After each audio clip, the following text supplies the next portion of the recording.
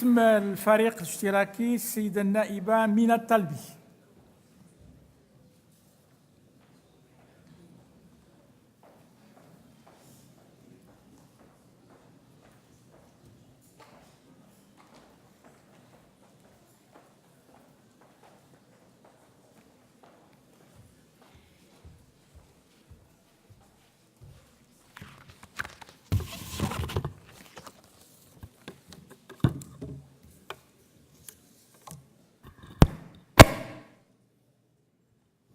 السيد رئيس المجلس، السيد الوزير، السيدات والسادة النواب محترمين،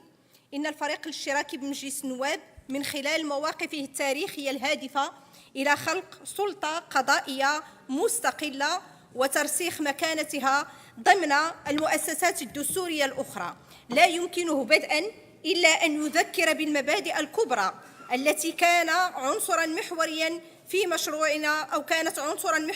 في مشروعنا الإصلاحي. لقد كانت قناعتنا المبنية على أساس إقامة صرح دولة الحق والقانون والديمقراطية الحقة قائمة على وجود سلطة قضائية مستقلة، دافعنا عن ذلك منذ مذكرة 19 يونيو 1992 بخصوص تعديل الدستور، واضعين على رأس مطالبنا ضمان استقلال القضاء بصفة فعلية عن السلطة التنفيذية والسلطة التشريعية، وتحقيق إصلاح شامل للنظام القضائي يصون حرمة القضاة ويضمن لهم الحصانة الكافية، ويمكن السلطة القضائية من الاطلاع بواجبها في حماية حقوق وحريات المواطنات والمواطنين وفرض سلطة القانون وتحقيق مبدأ المساواة أمامه، وهو ما أعدنا التأكيد عليه في مذكرة 23 أبريل 1996 المرفوعة رفقة حلفائنا في الكتلة الديمقراطية آنذاك إلى صاحب الجلالة الحسن الثاني رحمه الله. وقد أنصفتنا التطورات اللاحقة من إصلاحات دستورية وسياسية من خلال تكريس هذا المبدأ في دستور 2011، وبشكل متطابق لتطلعاتنا وللمذكرة التي رفعناها آنذاك إلى اللجنة الملكية الاستشارية لمراجعة الدستور. فاستقلال السلطة القضائية أصبح شأناً مؤطراً بمقتضيات دستورية متكاملة، ولن يكون أمامنا إلا التعامل الإيجابي مرة أخرى مع القوانين التنظيمية التي صدرت تنفيذاً للدستور، وعبرنا مراراً عن انخراطنا في هذا الورش الإصلاحي الكبير، ولم يكن موقفنا هذا وليد المواقف المبدئية المحضة، ولكن أيضاً وليد الممارسة العملية والميدانية التي تبلورت عبر منح حزبنا ولمرتين شرف تدبير القطاع الوزاري المكلف بالعدل. لقد كانت هذه التوطئة ضرورية لفهم عمق موقفنا من مشروع قانون التنظيم المعروض للتصويت الآن. فنحن في الفريق الاشتراكي وبحكم انتمائنا للأغلبية الحكومية لا يمكن أن نكون ضد التوجهات الواردة به، فقد ساهمنا في النقاش بلجنة العدل والتشريع وحقوق الإنسان بما تمليه علينا مسؤولياتنا النيابية، وحرصنا على احترام الدستور والقوانين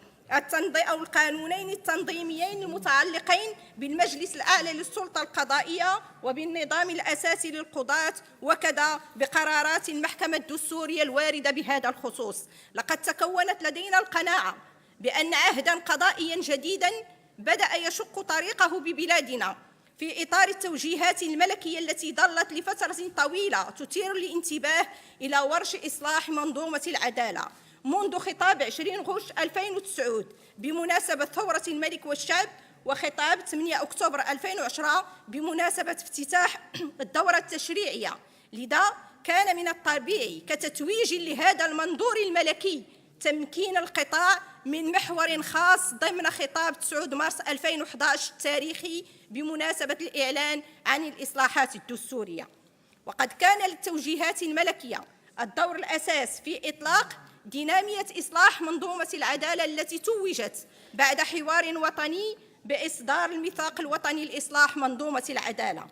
إننا في الفريق الاشتراكي نعتبر أن أحد أهم مرتكزات استقلالية السلطة القضائية تتمثل في تمكين مختلف مكوناته من وسائل العمل اللازمة، وفي هذا الإطار فإن انطلاق هذه العملية لا يمكن أن تتم إلا بنقل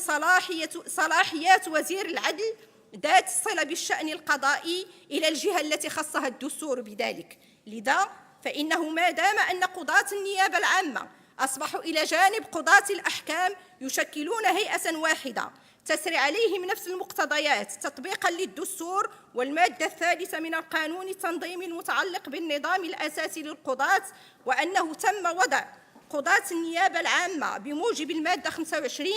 من القانون التنظيمي السابق تحت سلطة ومراقبة الوكيل العام للملك لدى محكمة النقد، فإن مشروع القانون المعروض للتصويت نتيجة منطقية وتطبيق عملي لنصوص قانونية أعلى منه درجة. وتبعا لذلك وللتوجيه الملكي السامي بمجلس الوزراء المنعقد بتاريخ 25 يونيو الأخير، فإن الفريق الاشتراكي ينخرط إيجابا في تفاعله مع مشروع القانون، ويعتبر أن التعديلات التقنية وبعض التدقيقات المضافة للنص الأصلي تدخل فقط في إطار تجويد النص وتفادي أي تأويلات خاطئة له. إن نقل اختصاصات وزير العدل إلى الوكيل العام للملك لدى محكمة النقد ليست عملية تقنية تستهدف تغييراً شكلياً بقدر ما هي عملية مؤسساتية كبرى تؤسس لتحول عميق تشهده بلادنا في أفق الارتقاء بمنظومتنا القضائية إلى مصاف الدول الديمقراطية العريقة، والذي سيسمح لنا